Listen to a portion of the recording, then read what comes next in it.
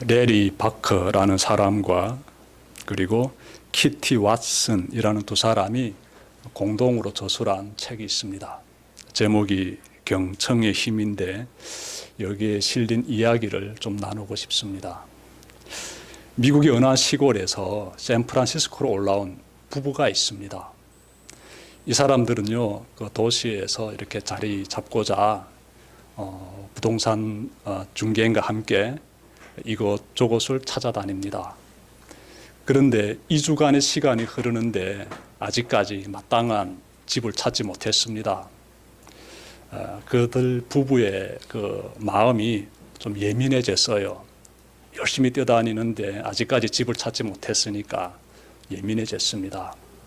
그날도 이들은요, 이 부부는 정말 마음을 단단히 다지고 또 다른 부동산 중개인을 만났습니다. 그 중개인의 이름은 배너인데요, 여성입니다. 이분이 이렇게 부부를 데리고 어느 한 집으로 인도했어요.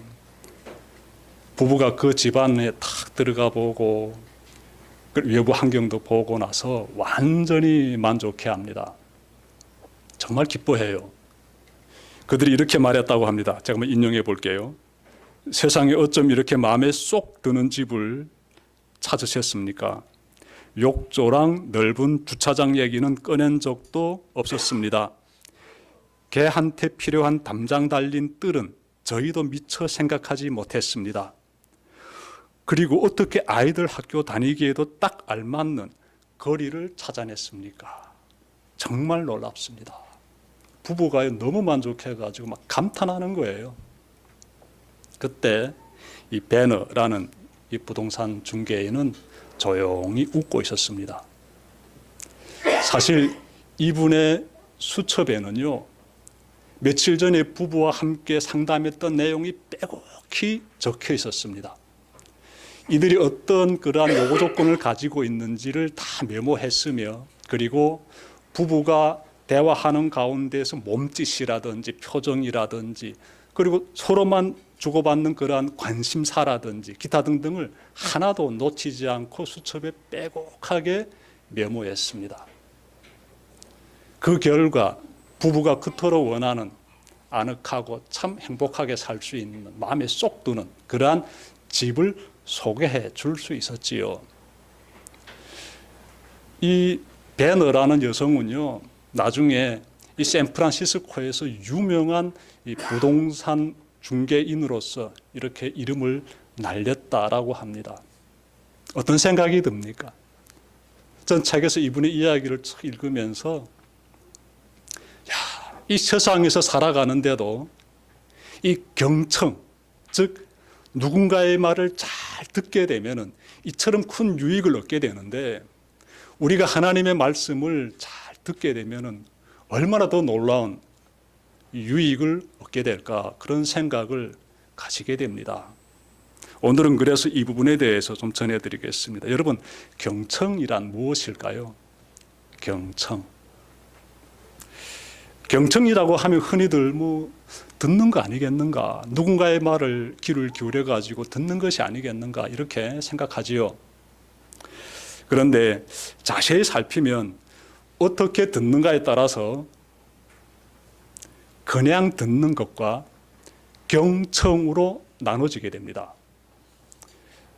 제가 이렇게 경청과 관련된 전문가들이 말하는 책을 보니까 이렇게 설명하더라고요.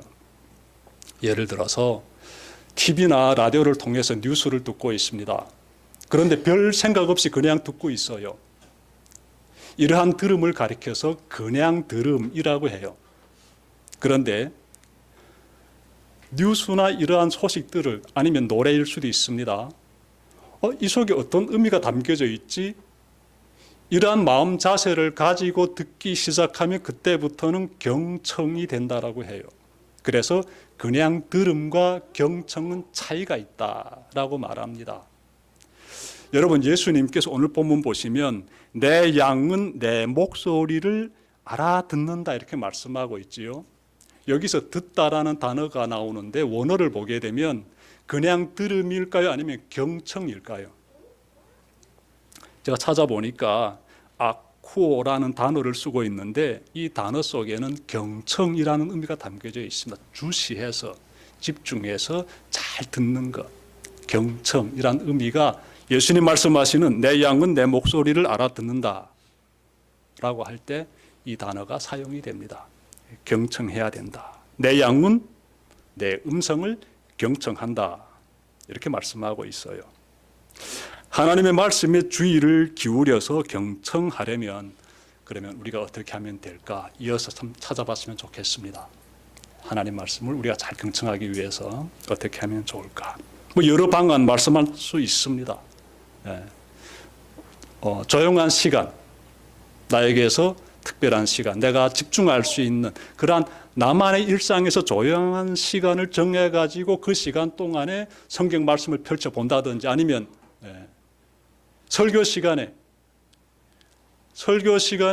목사가 전하는 이 말씀에 귀를 기울여가지고 그 가운데서 정말 경청하는 그러한 자세를 취함으로써 하나님의 말씀을 들을 수도 있겠지요. 여러 가지 방법들을 여러분들께서 사용하고 계십니다. 저는 이 시간 빌어가지고 두 가지를 좀 강조해 드리겠습니다. 하나님의 말씀을 잘 경청하기 위해서는 두 가지를 좀 강조해 드리고 싶은데요. 우선 하나님께 듣는 마음을 달라고 기도드려야 합니다. 듣는 마음을 달라고. 하나님의 도우심을 구해야 된다라는 것입니다. 성경의 인물들 중에서 지혜로운 왕 하게 되면 솔로몬이라는 사람이지요. 근데 이 사람이 왕이 되었을 때 하나님께 간절히 구한 것 있지 않습니까? 하나님, 저에게 듣는 마음을 주십시오 라고 하나님께 간절히 구합니다. 제가 말씀 좀 찾아 읽겠습니다. 열왕기상 3장 9절인데요. 누가 주의 이 많은 백성을 재판할 수 있사오리까? 듣는 마음을 종에게 주사 주의 백성을 재판하여 선악을 분별하게 하옵소서. 하나님께 드리는 솔로몬의 기도인데 하나님의 말씀을 잘 들을 수 있는 마음을 주십시오라고 기도드리고 있습니다. 제가 봤을 때 정말 중요한 내용이다라고 믿어 의심치 않습니다. 잘 듣기 위해서는 세상 사람들의 말도 잘 들어야 되지만 특별히 우리가 하나님의 말씀을 잘 들어야 되는데 그러기 위해서는 기도드립시다. 하나님께 듣는 마음을 주십시오 하나님, 듣는 마음을 주십시오 하나님. 이렇게 꼭 우리가 기도드리면 그리할 때 우리가 하나님과 어떤 관계를 맺게 되겠습니까? 필경 좋은 관계를 맺을 수밖에 없어요. 하나님의 말씀을 우리가 주시해가지고 잘 듣는 그 경청하는 사람이 될 때 우리는 하나님과 굉장히 좋은 관계를 맺을 수가 있습니다. 여러분, 이 세상에서 살아가면서도요, 누군가의 말을 잘 듣게 되면 그 사람과 굉장히 우호적인 관계를 맺게 되지 않습니까? 좋은 관계를 맺게 되지 않습니까? 저는 한국에 와가지고 경험했어요. 예. 어느 한 분은 지금도 저희 마음 가운데는 늘 고마움으로서 가득 이렇게 차오르는 그런 분이었는데요. 지금도 그분 생각하게 되면 늘 고마움이 차오릅니다. 예. 저에게 많은 배려를 베풀어 주셨지요. 그런데 제가 이분과 관계 맺으면서 깨달은 것이 하나 있습니다. 나에게 베풀어준 배려는 참 고마운데 그 고마움이 그 사람에 대한 존경으로는 이어지지 않더라고요. 다시 말씀드리면 좋은 관계로는 이어지지 않더라고요. 이런 문제가 있었습니다. 그분과 이렇게 대화를 하는데 제가 이야기를 쭉 이렇게 하게 되면 됐고요 라고 말을 탁 자르는 거예요. 저 순간 그럴 수도 있겠다 싶었습니다. 저보다 연세도 많은 분이니까. 그런데 이렇게 반복이 되네요. 얘기하다 보게 되면은 됐고요 하고 또 이렇게. 아마 이분의 삶에서 이런 부분들이 그냥 자기도 모르게 이렇게 배어 있었던 것 같아요. 그래서 의도적으로 말씀한 것 같지는 않는데 듣는 상대방으로서는 그것으로 인하여서 이분을 향한 존경하는 마음이 줄어드는 것을 제가 느꼈어요. 자연히 관계가 우호적으로 가긴 좀 힘들겠지요. 제가 그때 그런 깨달음 얻었습니다. 고마움과 존경은 함께 가는 것이 아니구나. 나에게 배려를 베풀어줬기 때문에 그래서 내가 그 사람을 존경하게 된다. 즉 존경과 고마움은 비례된다 라고 저는 생각했댔는데 제가 경험해 보니까 그건 아니더라고요. 고마움은 고마움이고 존경은 존경이더라고요. 지금도 저는 고마움을 간직하고 있는데 존경이라는 것은 그분이 저에게 대하고 있는 그런 태도가 있지 않아요. 그런 태도에서 결정되더라고요. 잘 들어줬다라게 되면은 뭐 두서없는 이야기지만 그럼에도 그분께서 잘 들어주고 됐고요 이런 말 안 했다면은 저는 굉장히 그분을 계속해서 존경했을 것 같아요. 제가 무슨 말씀 드리는가 하면 뭐 그분 뒷담화하는 건 결코 아니에요. 존경하고 제 삶과 제 깨달은 바를 말씀드리면서 더불어서 경청이 얼마나 중요한지를 전하고 싶습니다. 하나님과 좋은 관계를 맺고 싶습니까? 그러면 하나님 말씀을 잘 들어야 됩니다. 말을 잘 들을 때, 잘 경청할 때 세상에서도 좋은 신뢰관계, 우호관계, 정말 돈독한 관계를 우리가 지금 맺어가고 있는데 아니 하나님의 말씀을 잘 듣는다라게 되면은 귀뚱으로 듣는 것이 아니라 무시하는 것이 아니라 잘 듣는다라게 되면은 얼마나 그 삶 가운데서 충만한 하나님과 함께하는 그 임재가 경험이 되겠습니까? 기대되는 것이지요. 기대되는 것이지요. 그러기 위해서는 우리가 꼭 기억합시다. 하나님께 우리가 좀 구합시다. 기도로. 하나님 나의 마음이 좀 견고하고 바위 같고 단단해 가지고요. 하나님 말씀을 잘 받아들이지 못하고 있습니다. 하나님 도와주십시오. 저 솔로몬처럼 말입니다. 우리가 하나님께 듣는 마음을 달라고 기도 드렸으면 참 좋겠습니다. 하나님께서 도와주실 줄 믿습니다. 하나님 말씀을 우리가 잘 듣기 위해서는, 즉 경청하기 위해서는 다음으로 성경에 대한 관심을 가졌으면 참 좋겠습니다. 성경에 대한 관심. 여러분 성경에 대해서 어느 정도 관심을 가지고 있습니까? 성경은 하나님의 말씀이 기록된 책이다라고 하지요. 하나님께서 어떤 역사를 이루어 가시는지, 그분은 어떤 분이시고 우리를 향해서 어떤 계획을 가지고 계시는지 등등에 대해서 기록하고 있는 성경의 말씀이지 않습니까? 그래서 우리가 성경의 말씀에 대해서 관심을 가질 때 하나님의 말씀을 경청하는 사람이 되는 것이지요. 근데 저는 사실 이 성경책을 처음 이렇게 접했을 때요, 솔직히 별 관심이 없었습니다. 이 성경책 딱 펼쳐보니까 자그마한 글씨로 새까맣게 글을 써놨는데 조금 읽어보니까 이해도 안 되고요. 그래서 딱 덮었습니다. 관심이 안 가는 거예요. 그리고 이렇게 마음 가운데서 떠오르는 생각은 그래, 그럼 그렇지. 하나님 믿는다는 것, 이 성경책 내용을 가지고 믿는다는 것은 그것은 좀 자기 주도적인 삶에서 자신감이 없는 사람이라든지 아니면 삶의 죽음에 대해서 두려움을 느끼는 사람들이 찾는 그런 책인가 보다. 그렇게 또 섣불리 판단하고 성경책을 탁 덮어버리고 살았댔지요, 저는.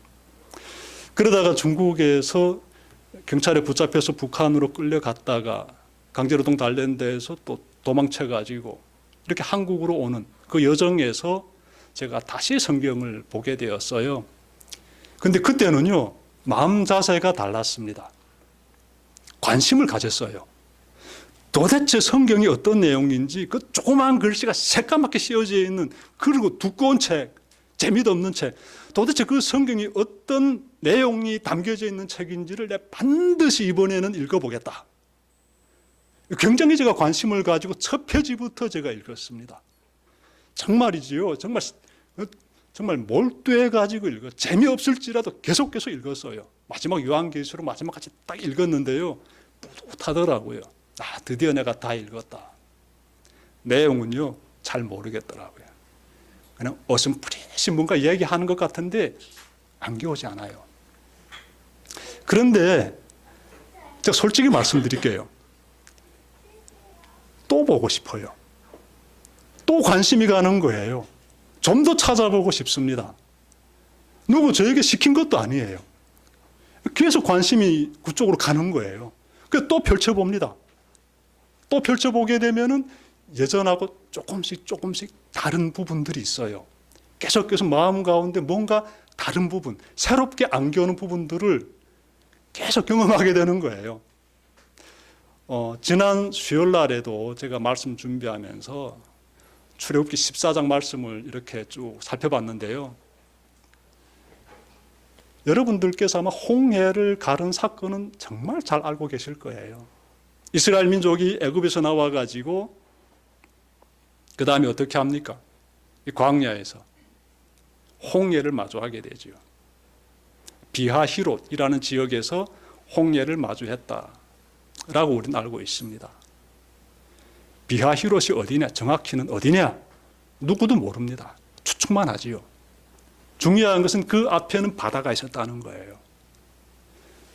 그리고 그 바다를 하나님께서 쭉 가르셔가지고 백성들이 그 사이로 지나갔다.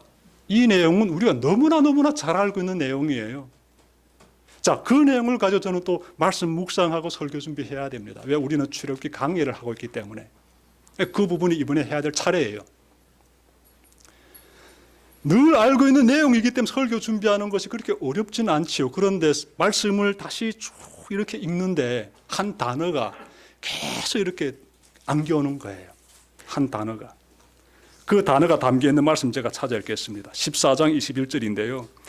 모세가 바다 위로 손을 내밀매 여호와께서 큰 동풍이 밤새도록 바닷물을 물러가게 하시니 물이 갈라져 바다가 마른 땅이 된지라. 여기서 어느 단어가 확 안겨왔을까요? 동풍이라는 단어가 그냥 계속 이렇게 머리에서 맴도는 거예요. 동풍. 그러니까 성경 말씀이 참 신비합니다. 이 동풍이 불어왔다는 것이지요. 이것이 무엇입니까? 동쪽에서부터 바람이 불어왔다는 거 아니겠습니까? 동쪽에서 바람이 불어와가지고 홍해라는 바다가 갈라졌다. 이 내용이 아니겠습니까? 그러면 모세가 이스라엘 민족과 함께 서 있는 곳은 어디냐 봤더니 비하히롯이다라고 하지요. 자, 그럼 비하히롯에서 모세가 서 있었다라게 되면 그 바람은 등에서 부는 바람입니까? 앞에서 마주오는 바람입니까? 동풍이라면 앞에서 마주오는 바람이에요. 그리고 동풍이 불면서 바다가 갈라졌다라게 되면 바다가 어디서부터 갈라지면서 이렇게 다가온 것인가? 동쪽에서부터 갈라졌다라게 되면은 그러면 모세 앞에서부터 바다가 갈라진 것이 아니에요. 모세는 서 있는데 반대편에서부터 바다가 갈라지면서 다가온 것이지요. 지도를 보기는 딱 그렇게 나옵니다. 그래서 묵상하게 되면 굉장히 그 가운데서 하나님께서 저에게 주시는 그런 깨달음이 있더라고요. 네. 무엇인가 하면 이 말씀에서 밤새도록 바닷물을 물러가게 하시니 14절에서 이렇게 말씀하고 있는데요. 질문 분명 생깁니다. 이 말씀 보게 되면 분명 질문 생겨요. 하나님 왜 그렇게 하십니까? 모세가 서 있고 이스라엘 민족이 서 있는 그 앞에서부터 바람이 촥 불어가지고 서쪽에서 바람이 불어가지고 바다를 쫙 가르시면 얼마나 멋있습니까? 그 다음 또 하나의 질문. 하나님 뒤에서 지금 애국 군대가 전차 600대를 가지고 무서운 기세로 지금 이렇게 공격하고 있는데 추격하고 있는데 그럼 하나님 시간이 없습니다. 뭐 밤새도록 이렇게 하십니까? 한순간의 기적을 초월적인 기적을 쫙 이루셔가지고 바다를 확 가르시죠 그냥.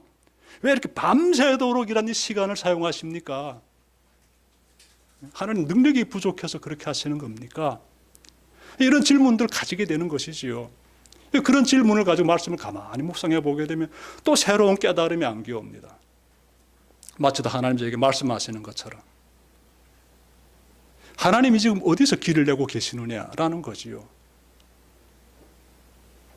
여러분 지도를 보게 되면은요 비하히롯이라는 그 지역이 홍해에서 아카바만 쪽이다라고 주장하는 사람들도 있고요. 아니다라고 말하는 사람들도 있어요. 기타 등등 학설들이 많습니다. 하지만 중요한 것은 저는 그런 학설을 따르고 싶지는 않아요. 홍해라는 지역과 바다가 갈라지게 된 사건과 그리고 그 분명히 이게 어느 한 홍해의 만인데 그 만에서 그 도하하게 되는 그 거리는 한 몇 킬로 정도 될까? 이런 데 저는 관심이 있어요. 근데 정확히 몇 킬로인지도 알 수 없어요. 하지만 분명한 것은 모세가 서 있는 그곳에서 그 건너편은 아마 너무나 멀어가지고 보이지 않을 거예요. 즉 모세가 해변에 서 있고 있는데 그 건너편에서 어떤 역사가 일어나는지는 누구도 모릅니다. 밤새도록 어떤 일이 펼쳐지는지는 모르죠. 우리 시야가 확보하고 확인할 수 있는 거리는 아마 1km 정도 될까요? 아마 그까지는 볼 수 있겠죠. 어떤 일이 벌어지고 있는지. 그 넘어서부터는 우리는 볼 수가 없어요. 그래서 이러한 상황 가운데서 묵상하게 되면 우리 인간의 눈에서 보이지 않는 바로 그곳에서 하나님은 일하고 계신다. 이런 걸 깨닫게 돼요. 그걸 깨달으라고 하나님께서 굳이 이렇게 지형을 잡으시고 밤새도록 일하는 시간을 사용하시고 바람이라는 것을 사용하시고 그것도 동풍이라는 것을 사용하시면서 봤을 때는 상황이 전혀 지금 밤새도록 그 어떤 변화가 나타나고 있지 않는 것 같은데 사실은 건너편에서부터 하나님께서 길을 만들어내고 오셨다는 것을 깨닫게 되지요. 아, 하나님이 이렇게 일하시는구나. 보이지 않는 곳에서 하나님께서 우리 인간의 눈으로 우리 생각으로 확인할 수 없지만 하나님은 초월적인 방법으로서 길을 내고 계시는구나. 일하고 계시는구나. 구원의 역사를 만들어가고 계시는구나. 그들은 비로소 새벽녘이 되었을 때 하나님이 어떻게 일하고 계시는지를 경험하게 되었구나. 드디어 그들이 갈라진 물을 어떻게 정말 장벽처럼 이렇게 물이 멈춰서 있는 그 사이로 지나갔다라고 하지요. 그 부분도 묵상하니까 참 많은 내용을 얘기할 것 같은데 그냥 거두절미하겠습니다. 여러분, 하나님의 말씀에 관심을 가지고 가만히 묵상하게 되면요, 그때마다 늘 새롭게 다가온다고요. 그건 하나님께서 우리에게 힘을 주시는 그 하나님의 말씀을 깨닫게 돼요. 저는 그래서 여러분들에게 이 시간 빌어가지고 이렇게 제가 좀 출애굽기 사건도 예를 들어서 말씀드리는 것이에요. 하나님의 그 말씀이 얼마나 우리가 꼭 관심을 가지고 정말 깊은 관심을 가지고 살펴봐야 되는 말씀인지를 마음에 잘 새겼으면 좋겠습니다. 그 가운데서 우리가 많은 은혜를 받게 돼요. 하나님의 살아계심을 경험하게 되지요. 예. 여러분, 우리 생각대로 문제가 해결되지 않는다고 낙심하지 맙시다. 예. 하나님의 말씀을 경청하는 사람은 낙심이라는 그 시간, 그 사건 앞에서 그래도 힘을 낼 것 같습니다. 좌절하지 않을 것 같아요. 하나님의 말씀을 경청하는 사람은 어려운 상황에 처했을지라도 정신 차릴 것 같아요. 믿음을 가질 것 같습니다. 이겨낼 것 같습니다. 왜냐하면요, 지금 솔직히 우리 남과 북의 문제를 생각해 본다라게 되면은 솔직히 말해서 과연 통일이 될까? 지금 상황 보게 되면은 좀 낙심에 빠질 수 있습니다. 상황이 썩 좋지 않잖아요. 여러분, 그렇지만 우리가 확인하고 있는 세상에서는 아무런 변화도 일어나고 있는 것 같지 않지만 우리가 저 모세처럼 말입니다.